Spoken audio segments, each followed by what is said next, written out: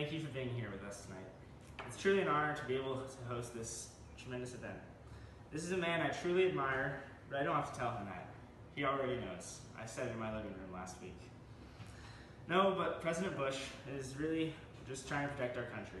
He's already spent over $750 million on the Iraq War. If that's not dedication, I don't know what it is.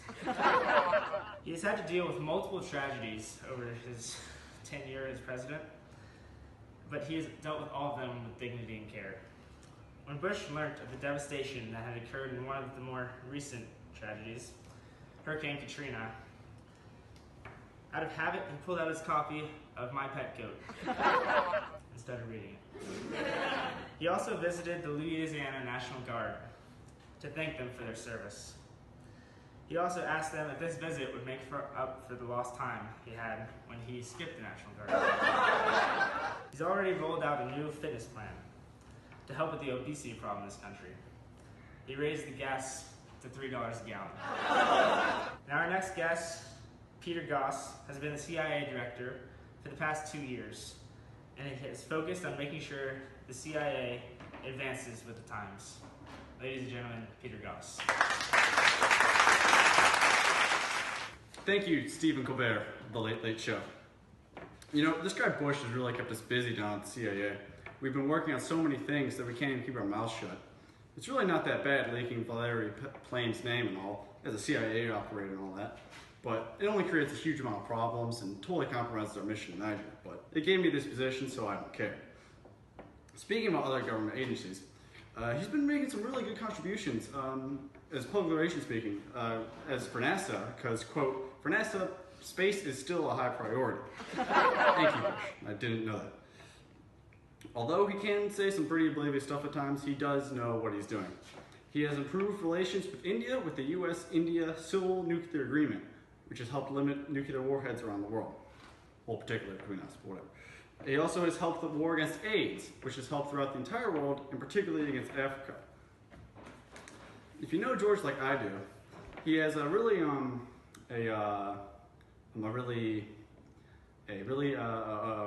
really good skill at speaking and answering people's questions. You just still get an answer right away, which is something that always comes to mind when you think of George. He is also an astute observer. For example, quote, a lower voter turnout is an indication of fewer people going to the polls. He also really likes his vacation time, and not even a hurricane can send him home. George is a good man, and I wish him the best of luck and after his time as president.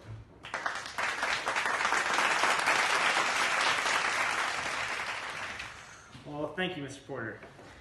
Now, please welcome our next speaker, the biggest narcissist on late night television, the host of NBC's The Tonight Show, Jay Leno.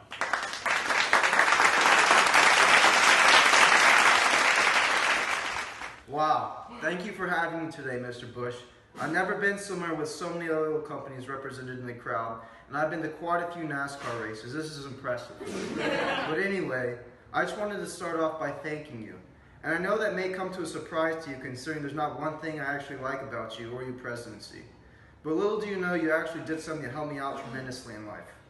Thanks to your screw-up and not so close eye on the banking industry, the bottom of the economy fell through, causing me to second-guess myself on buying a new car to add to my sickening collection. And I went ahead and kept the money, so thanks, George. My wife appreciates you for that. But besides the part of your presidency where 2.6 million Americans lost their jobs, and 7 million Americans lost their homes, you're truly an ingenious human being. I mean, how many people can say they were able to accomplish becoming the president having never worked a day in their lives, lived off their daddy's money, and didn't win the popular vote? And not to mention the fact that you barely speak English, and you still won the presidency. This is, to me, what you call genius. And while in presidency, you got away with taking like half the time off going on vacation. They did a count and you took a combined total of 65 trips to Texas, with a total of 407 days off, just for those trips. And you still got away with doing pretty much nothing. It wasn't even like you were trying to hide the fact that you were sitting around. You went on vacation for the entire public to see. No wonder your approval rating was 25%. But on the rare occasions you actually were in Washington, what a fantastic job you did. Just to name a couple, after spending almost $750 billion on the Iraq War, and reconstruction projects to rebuild hospitals, prisons, and police training centers. Most of them were abandoned or not even built at all. So that was a good job on that. Another thing you did was blocking the Kyoto Protocol Agreement, which would have tremendously reduced the greenhouse gas problem in our world, which I was confused about at first because this seemed like such an obvious step forward for our environment. But now coming here and seeing all the oil companies, I understand why. Anyway, I appreciate you for letting me come here to speak about you today. Hopefully one of these days you'll paint a picture of me.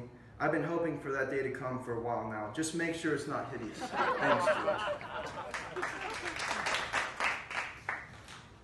Thank you, Mr. Leno. Very good job. Now, Mr. President has not been the only advocate for improving our children's education, making sure our children is learning. Ms. Laura Bush has been making sure that all children are given an equal opportunity for learning through programs such as No Child Left Behind and Ready to Read, Ready to Learn. Please welcome First Lady, Mrs. Laura Bush.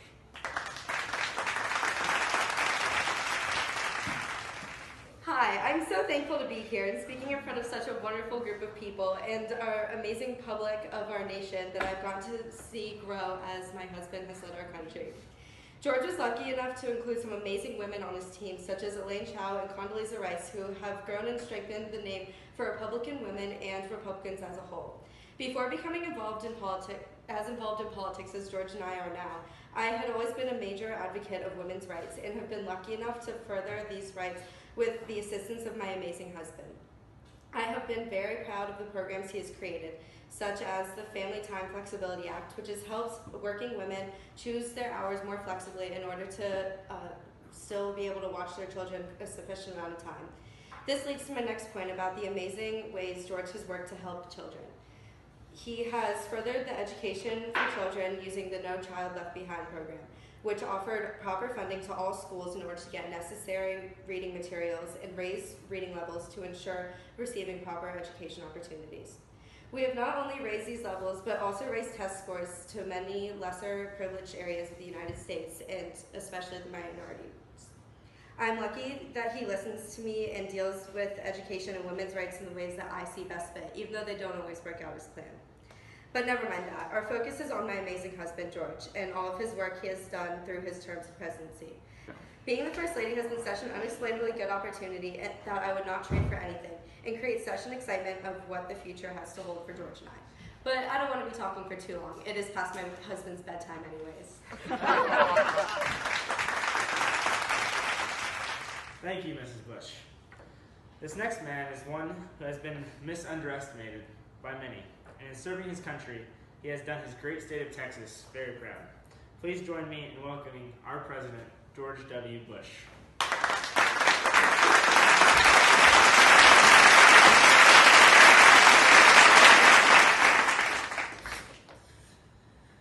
I'd like to start and extend a thank you from me and Laura to the White House Correspondents Association for putting this wonderful event together.